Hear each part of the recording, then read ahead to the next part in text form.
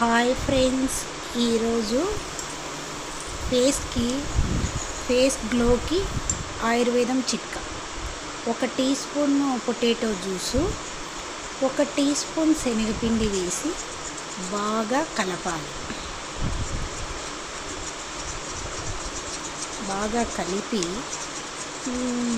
దాంట్లో 4-5 నిమ్మరసం చుక్కలు వేయాలి, లెమన్ జ్యూస్ వేయాలి, 4 డ్రాప్స్ లెమన్ జ్యూస్. మళ్ళీ బాగా మిక్స్ చేయాలి. మిక్స్ చేసిన తర్వాత రోజ్ వాటర్ కూడా కొద్దిగా 1/2 టీ స్పూన్ వేయాలి.